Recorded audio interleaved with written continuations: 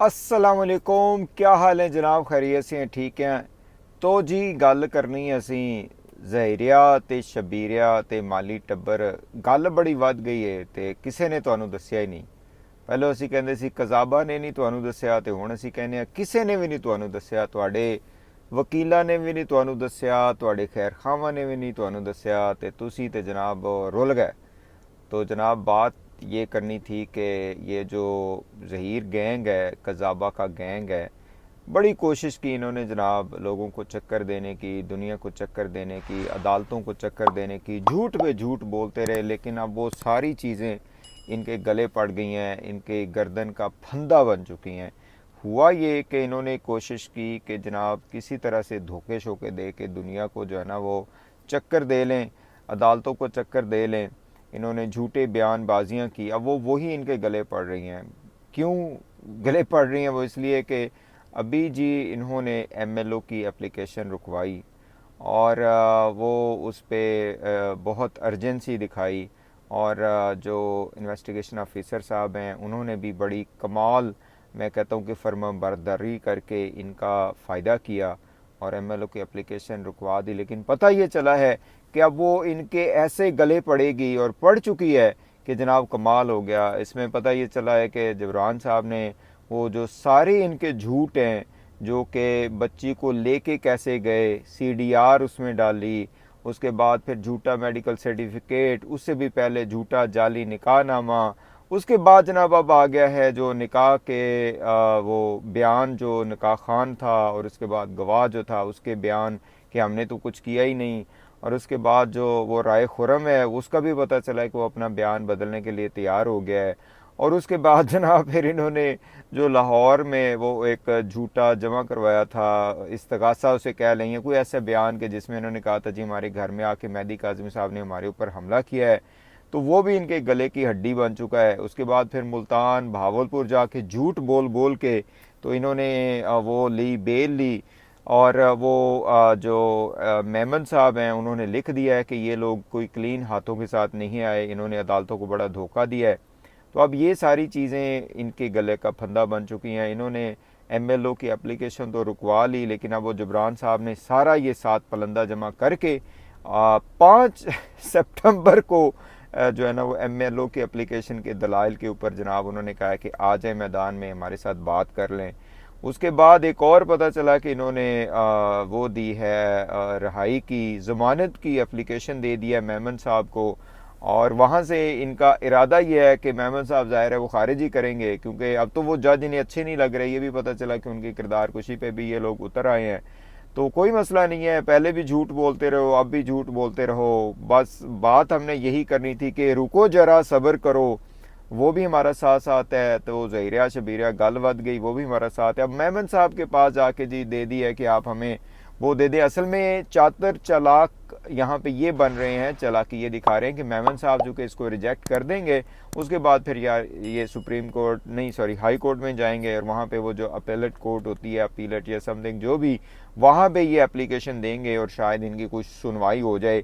लेकिन मैंने इन्हें यहाँ पे यही कहना था कि रुको जरा सब्र करो, शुरू से आपको कहते आ रहे हैं अब बड़ा बड़ा मज़ा आ रहा है कहने में कि रुको जरा सब्र करो। एमएलओ भी होने लगा है और इंशाल्लाह होगा, होना चाहिए। ठीक है, तुम्हें क्या मतलब इन लोगों को, वो कहते हैं ना कि जो ये इन्हें परेशानी है जी बच्ची की मॉडेस्टी के लायक मसला है। और भाई तुम लोग सबसे ज़्यादा खुद गुनाहगार, उस बच्ची का इज़्ज़त बर्बाद करने में तुम सबसे गुनाहगार, बड़े गुनाहगार। तस्वीरें तुमने उसकी नाजेबा शाया की, उसके बाद तुमने कहा जी हमारे पास जी फ़लाँ वीडियोज़ हैं, और इन्होंने वीडियोज़ बनाई भी हैं नाजेबा वीडियोज़। इन्होंने धमकियाँ लगाई, व्हाट्सएप चैट पे धमकियाँ लगाई कि हम ऐसी वीडियोज़ रिलीज़ कर देंगे। तो तुम बेगैरत, बेहया, मैं कहता हूँ कि जनायतकार, तुम्हें बच्ची की मोडेस्टी से क्या? बच्ची की मोडेस्टी से तो मसला होना चाहिए तो उसके पेरेंट्स को होना चाहिए। लेकिन चूँकि यहाँ पे जुल्म किया तुम लोगों ने, तुम्हें सज़ा मिलनी चाहिए। इसलिए वो चाहते हैं कि इसका एमएलओ रुकवा रहे हैं वो लोग जो खुद डाकू हैं, जिन्होंने खुद ये जुर्म किए हैं। तो बहरहाल रुको जरा सब्र करो, हम तो आपको यही शुरू से कहते आ रहे हैं और आपको बताते आ रहे थे कि भाई ज़रा अकल से काम ले लो, अदाकारा दे उत्ते ना रहना, जागदे रहना अदाकारा ने तो अपनी बोरियां भर ली हैं और कजाबा ने जनाब अपना काम कर लिया है, उसने डॉलर भी ले लिए हैं, पाउंड्स भी ले लिए हैं, सब कुछ ले लिया है। अब वो कहती है कि जनाब मेरी जान छोड़ो, लेकिन वो भी अब जान उसकी भी नहीं छूटने वाली। तो जी आगे बस हम यही कहेंगे कि रुको जरा, सब्र करो। अब देखते हैं एमएलओ की एप्लीकेशन, तो जाहिर है वो रुकने वाला तो नहीं है, वो तो कानून की शिक है, वो होना ही होना है। चलें कोई बात नहीं, 1-2 दिन लेट हो गया, खैर है, कोई मसला नहीं है।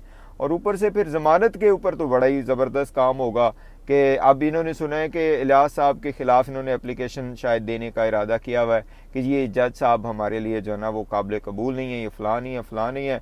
तो मैं कहूँगा कि एक एप्लीकेशन फिर वो जो हमारी तरफ से हम तो नहीं देते हैं, हमारे जो ग्रुप है वो तो नहीं देता, वो तो कहता है जो अदालतों ने फ़ैसला किया ठीक है। वो जो गफ़ार साहब हैं जिन्होंने इनके हक़ में फ़ैसला दिया था, तो फिर उनके हवाले से भी कोई हमें भी काम करना चाहिए। फिर अगर ऐसा ही है तो जब फ़ैसला आए तो उसको मान लें, ना आए तो फिर कहें जी बस अदालतों ने हमारा वो किया है। इस पे भी हम इन्हें यही कहेंगे, रुको ज़रा, सब्र करो, अभी तो काम शुरू हुआ है, अभी रोने क्यों लग गए हो? अभी तो 2 दिन जेल में गुजारे हैं, सुने वहाँ से पतली दाल जो है ना वो अच्छी नहीं लग रही, तो कोई मुर्ग मुसल्लम के चूँकि ये आदी हैं, लेकिन वो दाल ज़ाहिर है वहाँ पे है। वो ये भी पता चला कि वहाँ पे कपड़े शपड़े भी धोने पड़ रहे हैं, कोई बर्तन शर्तन भी इधर उधर से, और वहाँ पे डंडा सोटा भी हो रहा है। और उधर कोई कीड़ियाँ शीड़ियाँ भी काफ़ी हैं, ठीक है। तो अभी जो है इनका मीडिया विंग है, उन्होंने कहा है ज़हीर और शब्बीर की जेल में पहली रात।